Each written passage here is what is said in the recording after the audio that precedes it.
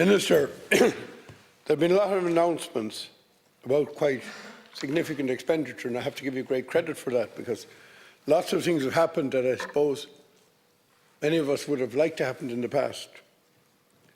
But what I'm wondering is, because you know better than I do, you can't keep writing the cheques forever.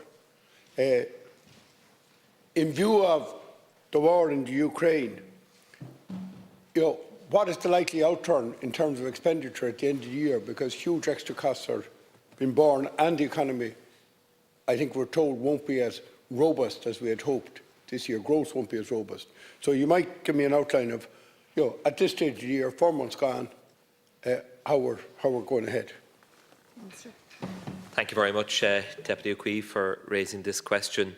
The Draft Stability Programme Update 2022, published on the 13th of April, outlines the latest fiscal and economic projections for 2022.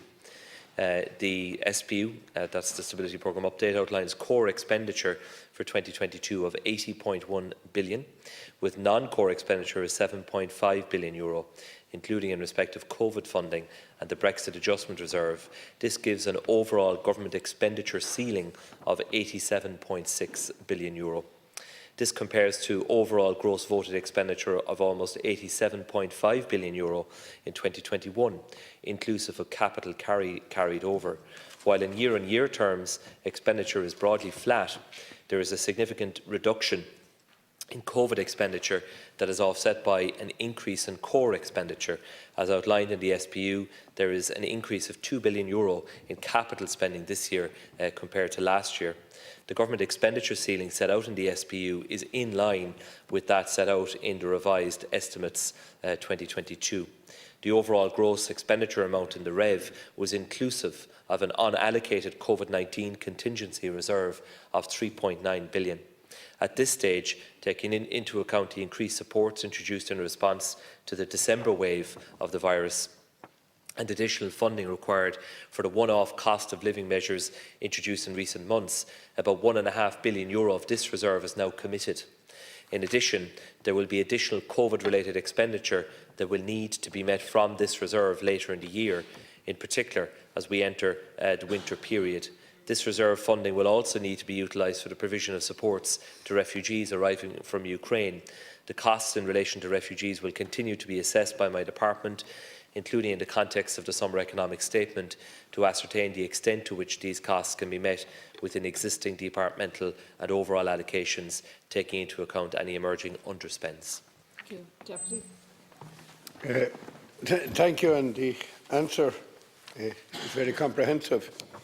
I think the last few years there has been an extraordinary response to COVID, and basically because free money was available from Europe, we were able to spend our way out of it, something that was very positive and I have no difficulty with. But it did entail borrowing large amount of money, and that was fine when that money was coming virtually at a zero cost. But we know that with high inflation, that central banks worldwide and the European Central Bank are now talking about putting interest rates up. So it would appear that that particular period is coming to an end, which means that we'll all have to be a bit more careful about balancing the books.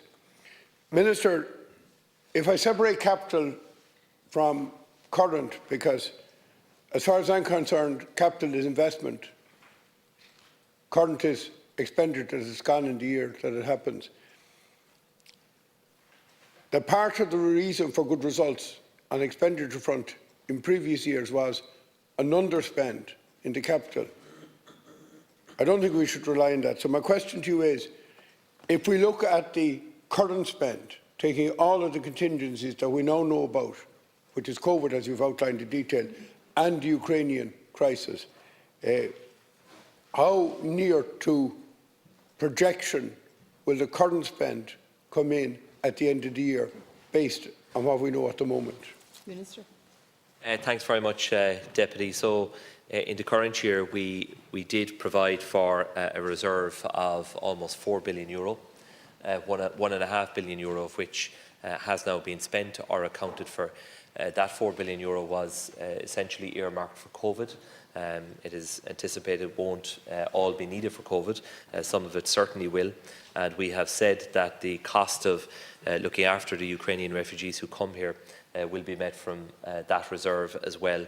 So we have an overall government expenditure ceiling of €87.6 billion, and it is my expectation that expenditure in overall terms will be managed within that government expenditure ceiling, which is the ceiling that was agreed on budget day and brought forward in the revised estimates volume in December of last year. But you are correct to point to elevated debt levels.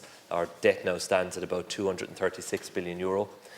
We spent €30 billion in direct expenditure measures across 2020 and 2021 in relation to COVID, and made an overall provision in the current year of about €7 billion. But we are seeing COVID spending fall. Core spending is increasing. We have a medium-term fiscal framework now, as you know, which anchors growth in core expenditure to the underlying trend growth rate in the economy. That is about 5%. So that is built into our framework, though of course there are always pressures, but I am determined to ensure that we manage our public expenditure in a sustainable and a responsible way, and that involves being very careful with taxpayers' money. Thank you, Minister. Deputy Ó Cuív.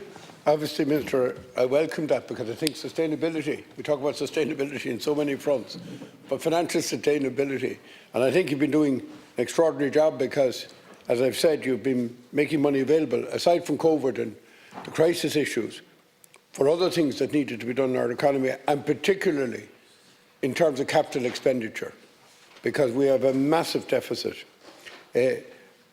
I take it a big factor in budgeting for 2023 is going to be, as COVID, please God, will become a less and less of a feature, will be replaced by the costs, full-year costs of the Ukrainian crisis, if the numbers continue to come in here.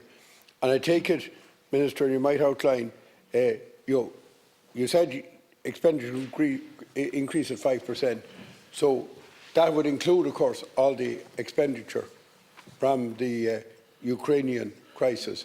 And I take it that that will be a big factor in budget arithmetic coming into the autumn. So you might just briefly outline the effect that this will have on the full-year basis. Sure.